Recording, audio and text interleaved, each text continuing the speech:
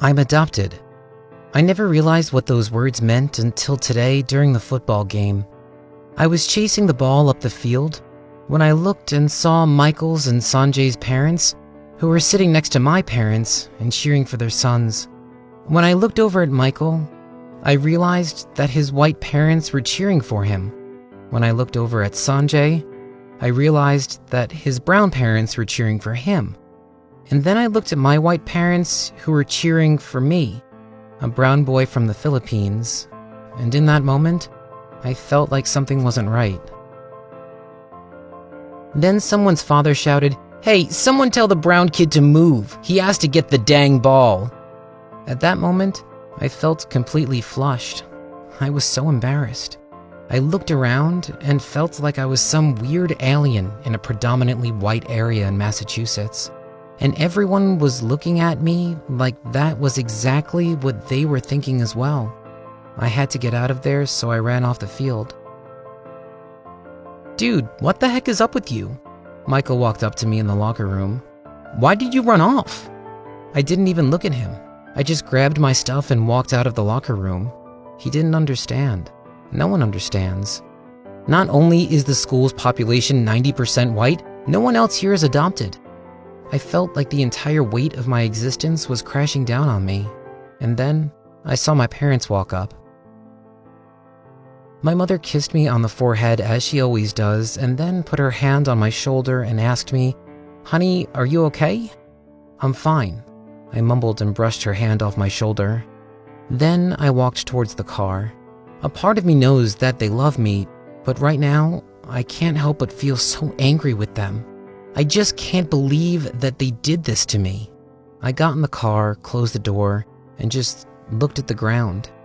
My parents walked towards the car slowly, looking worried, but I didn't say a single word to them for the rest of the evening. A few weeks passed by, and I still feel the same. I barely speak to my parents, just one-word answers. I just wanted them to disappear from my life. One day, I was in a free period with Jin Young, whose family is Chinese, and Maria, who's also from the Philippines, and they were talking about their family, which piqued my interest. Jin Young talked about how her grandparents came all the way from China to visit her and her family for Chinese New Year's. She spoke about how important family was to them, that on Chinese New Year's, they would spend that day honoring their ancestors and spending time together. Maria then spoke about her family and how their family and extended family all come together for Christmas. She said that Christmas in the Philippines already starts on September the 1st. She spoke about how her family members and friends all come together to sing Christmas carols and decorate their houses. She was so proud of their traditions of staying up all night into Christmas Day, and then after Christmas Mass, the whole family feasts together at her grandparents' for a midnight feast called Noche Buena. After that, I found myself drifting away and being totally lost in my own thoughts, thinking about how I probably would have celebrated with my birth family that way as well. I wondered if they celebrated that way without me. I felt so sad thinking about them and then thinking about my parents now. Our Christmas was just us sitting around the table, eating dinner. I couldn't wrap my head around how it would be to have such a big family and to be so close to them. What it must feel like. Why am I even here? I felt tears welling up in my eyes, but at the same time was so angry at everything. My birth parents, my adoptive parents, myself, Jin Young, Maria. I was angry at them all. I arrived home later that evening, and just as I was about to run upstairs like normal, my dad stopped me. "Son, we need to talk.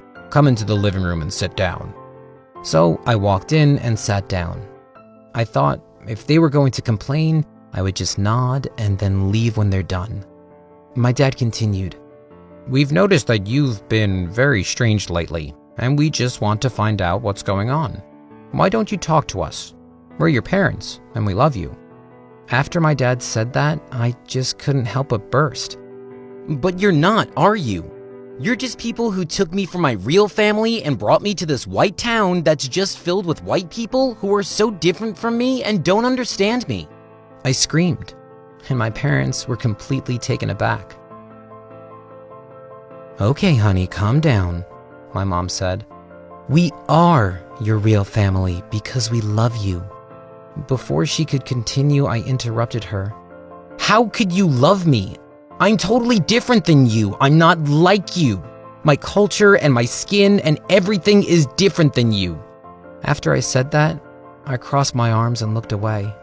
It was silent in the room for what felt like an eternity. Then my mother said, "Andrew, your family in the Philippines loved you very much, but they couldn't take care of you. You weren't theirs. So they gave you to us because we were looking for our son, and when we met you, we knew instantly that you were meant to be ours. Just because we didn't create you, it doesn't matter. What matters is that we both love you because you are our son." I sat there listening to her, and though what she said really touched my heart, it made me more confused than ever, so I just got up and went upstairs. After that day, things changed. I really wasn't being a very good son to them. I was always either yelling at them or talking back to them or just avoiding as much interaction with them as possible. Wherever we went, I would always keep my distance from them. I would just walk a few paces behind them, so if anyone looked at us, it could seem like I wasn't with them.